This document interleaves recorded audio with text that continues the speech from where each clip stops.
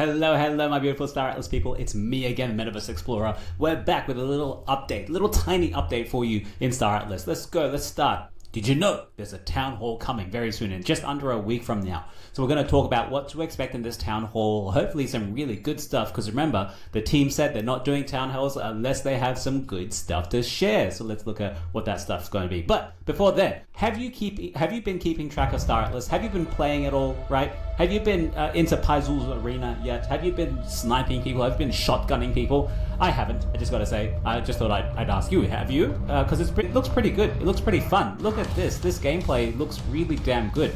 It's a shame we don't have like more widespread adoption because it just looks great, right? It looks like just any other kind of game. There should be some kind of giant tournament, Solana-wide tournament in the Paizu's arena. Oh man, it's even addictive just looking at it. Now we've been having internal tournaments ourselves, and this is Noisy sang, right? He got 82nd seconds for a gun game, which is amazing. Look at how fast this guy is moving. Look at how fast he is. Oh my god. And this is, by the way, a whole Star Atlas initiative where they're getting the community members inside one specific map so they can do their own kind of deathmatch. And you can see some names here, some names that we've seen previously in Star Atlas. You can see Shaddix there, Falcor from Rome. He's this guy's number 1 right now. He's got 6 kills, amazing. There's Shaddix with 4. Darwin, there he is. Look at that. Queen Dar, I remember him. Oh man, some good people. Even Santi, look, Santi's number 5 at the moment. Yeah, so you know, there's still stuff going on. Just keeps you grounded to know that the team is still working there. It's not a rug pull. It's not a scam. It's just taking a lot longer than we anticipated because we're still in pre-season, right? We're not even in season 1, we're pre-season. Not even season 0, we're still pre-season. I'll bring up the roadmap so you can actually see what I'm talking about. Now, lastly, I wanted to share, I don't know if you saw this before, this was the X5 and the amazing maneuvers it's going. Look at how loosey-goosey it is. Oh my god, loosey-goosey. Oh, it's so fluid. Whoever animated it did a really good job. Really good job. Yeah. And I remember this was one of the things I was really happy about when I bought my first X5. And like, it can turn into a shield lattice, like they all lock together. And then it can also turn into a racer and go really fast, or turns into like an attacking thing. Yeah, that's pretty cool. Yeah, that's the attack. I think that's the cruising and hover mode. Yeah, that's the attack mode or flight mode, I think. Amazing. Now, let's get to the big news, my friends. It's going to be a short episode this week. So, of course, Star Atlas Town Hall happening June 4th. Unfortunately for me, it's damn 3:30 in the morning. I don't think I can do that, guys. I'm just going to wake up 3 hours later and then see what the team announced. So it's going to be about Star Atlas, the C4 updates, as well as the HoloSim. Now, let's see it from Discord as well. Star Atlas Labs C4 update. A game-changing update to our browser-based experience featuring combat, claim stakes, crafting habs, and council rank. I'm just going to touch on this very briefly. I hope you remember we saw some combat stuff a long time ago. It was in Sage Labs, right? And it was just like a very primitive example of it. It was just like two fleets get together, and then I think they just hit each other for HP, and the first one to go down is unfortunately the loser. Claim stakes as well. I remember this because the way I imagined this working, I think I saw it somewhere else, maybe in Star Citizen or some other kind of spacefaring game, where you literally had like hexagonal tiles. Think sim games, not sim games, civ games, civilization games, where you had like a tile, right, hexagonal tile, and you had, that's your claim stake. And so to the right of it, you would put a power source that gives you +3, okay? So all of a sudden you have +3 power source. Now you can put on like an entertainment habitat, or you can put on a gun manufacturer. And then all of a sudden you have guns and you have entertainment, your population's happy. And then you put one more thing, etc. And it's always a win or a lose. You always kind of create your claim stake to be able to mine something really well and not be so happy or not create so much money, etc. And sometimes you min-max things, like you're mining so well, but you have basically no security or no shields, right? So if a dust storm or a solar wind comes across from Galea and kind of damages your claim stake and all of your buildings by 10%, you then have to take time repairing all that, and that's the cost for you to be able to mine at such a high efficiency. So I really remember that sort of gameplay. I think it was maybe a Star Citizen, I'm not too sure. The next thing is crafting habs. I do have some crafting habs myself. I really hope that it increases my crafting speed, because I am a fuel crafter myself. I don't know what you guys are doing. Some people are still scanning, some people are still mining, some people are crafting, of course. But to have not really reduced, but at least a significantly reduced crafting speed or cost would be amazing. And lastly, we talk about the council rank. I wonder what that actually entails, because I know the council rank previously have been about how many ships you can have in a fleet, how big is your fleet, what numbers in your fleet, for example. So I wonder if they're going to start playing with this around a bit, because then you're gonna start changing. Because when I buy a fleet from you, or when I purchase one fleet or not, I can use that immediately. There's no restrictions. But if you do this, people don't have the rank. They may not be able to buy or even keep their large or extra large fleet, or the capital fleet. So anyway, we'll see what that turns out. So the next thing is the mid-year Star Atlas update, a major milestone for UE5 experience that introduces early progression systems for the first time. It's been introduced before, so we'll see what it actually looks like this time, because it does change every so often. So let's have a look. And then the last thing is the big thing, my friends. This is the thing that's actually going to help Star Atlas get a lot more users. It's called the HoloSim.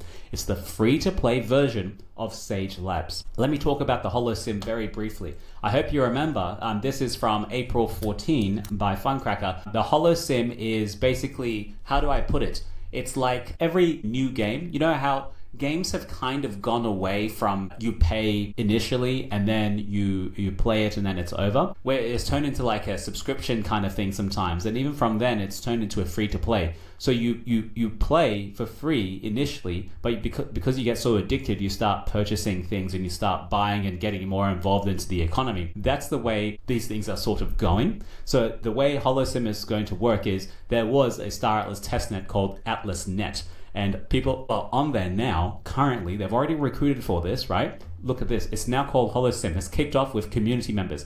It's already like in testing phase, where basically it's a blockchain by itself. I don't actually know if it's maybe it's some kind of Solana fork. It is a Solana fork because it's an SVM kind of chain. It's not Ethereum based. It's definitely Solana based, where all your transactions will be paid for by the Star Atlas team. Okay. The way they're thinking about it is that you come in, you should have nil to nothing to near zero friction for you to be able to enjoy the gameplay. Because I want you to think about this right now. Currently, if I'm talking to you and I want you to come to Star Atlas and play something with me and come and mine an asteroid with me, okay? As a friend, okay? We're friends in real life, we are friends, but let's just play this example out. So what do you need to do? You need to go and get a Phantom wallet. One, okay, you need that definitely. Phantom or a software wallet, whatever wallet you have. And then you're gonna have to get some Solana, okay? Where are you gonna get that Solana? An exchange or a fiat on-ramp somewhere, which means you'll need money right away. You need money, and then you need to go and get some Solana, and then you can start looking at what assets to get. And then we're like, okay, we need to get you a mining ship. Okay, great. We need to get you crew for that mining ship. Okay, great. You can't leave because you have to actually, load it with crew, load it with food, load it with ammunition, and as well as fuel. So you need like 3 more things, you see? So all of a sudden, this gameplay has 10 steps for you to actually start playing. And the whole idea behind the HoloSim is that you don't need all of this stuff. The friction is reduced to maybe 2, maybe 3 steps max, where you just log in. You shouldn't even need a blockchain wallet. It should be all abstracted away. It's just an email and a password, like just whatever, fingerprint, whatever it is, right?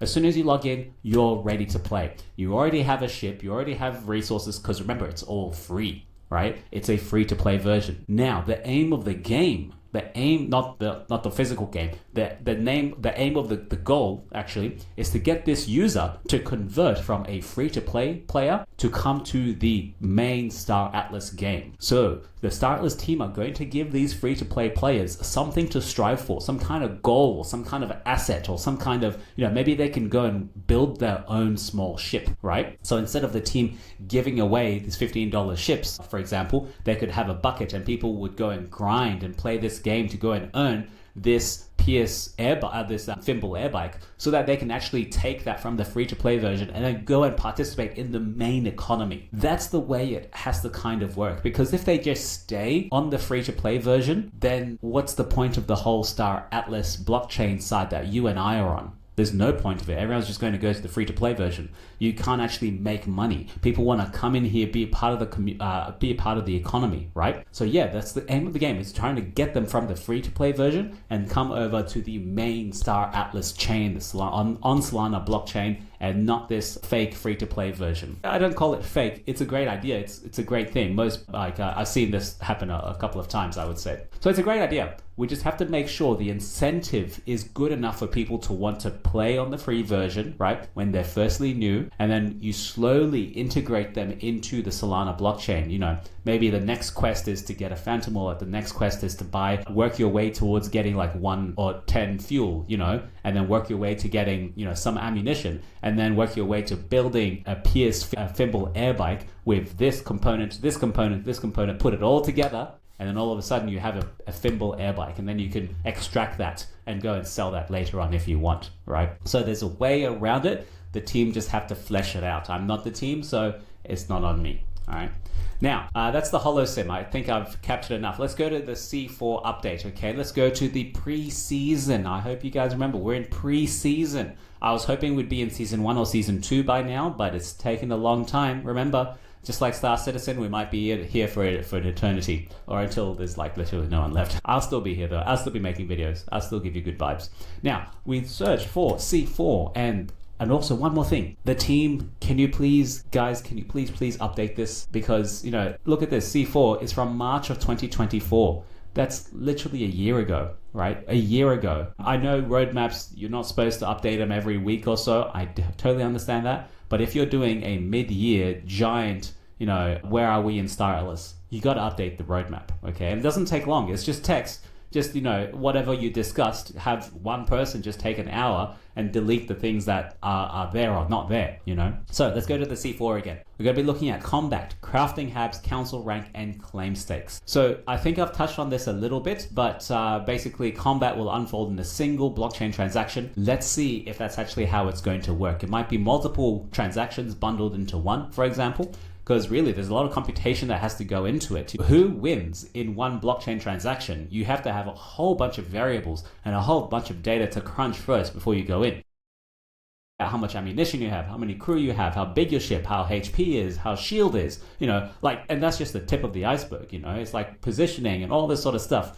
So it's very difficult to put it all into one single transaction. But of course, that's what the community wants, because we don't want to have 10 transactions, right? Because that increases the Solana transaction fee. This whole time, imagine how much money you spent on Solana just on transactions alone. And imagine if you just left it, okay, and you didn't have to pay it. Hopefully you're making more money in Star Atlas from the transactions, because you're being active, right, in the economy. So for example, my crafting, I've really increased the crafting quantities to be much higher, because crafting, not the crafting fee, but the crafting Solana cost is actually pretty high. Crafting habs, giving housing to utility to housing land and habs by giving them ability to enhance crafting capability.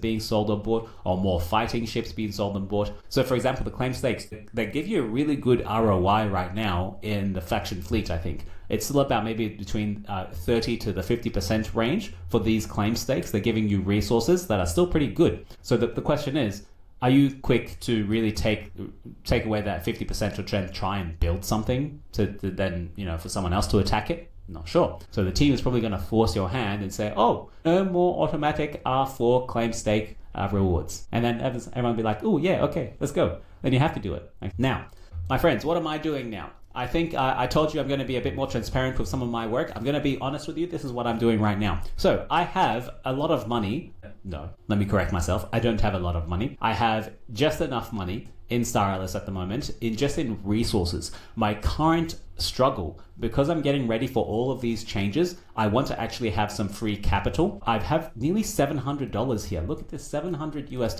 I know it's not much at all. Give me a break. My fleet's only small. I have $700 and half of it is just in resources, just sitting there, not doing anything at all. Look at this titanium ore. I have 167 million titanium ore worth $320. That's half of my entire stack there. But it's at MRZ31 where I've been mining for it. So for me, my thought process is, this money sitting here is not doing anything at all. It's non-productive, right? It's a non-productive asset.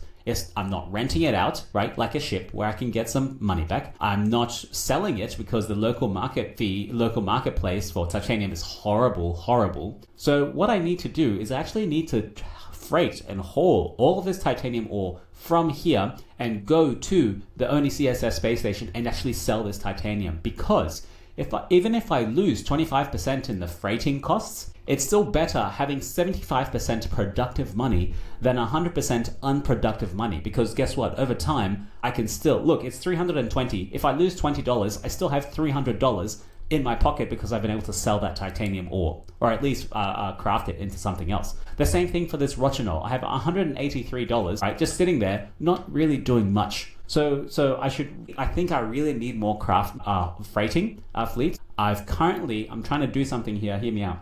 I have a very small, medium rochinol miner that I had. So I've actually put this up for rent, and someone has rented it for a really damn good price. You know how I know it's a good price? Because they rented it for like 23 days. Not even for 1 or 2 days. They rented it for 23 days. So I'm getting around 999 Atlas for that. So I'm going to try and get some hauling ships, some freighting ships for just about 1,000 Atlas, and I'm going to try and take this rochinol away from here and go and sell it into the ONI-CSS, because there is some little volume, right? The same thing for carbon. I've got 230 million carbon. Should I, buy some hydrogen for cheap and then make it into hydrocarbon, or try and build some other stuff and try and sell that? It gets a bit more complicated there, but these are the quick ones. I just need to capitalize on this at the moment.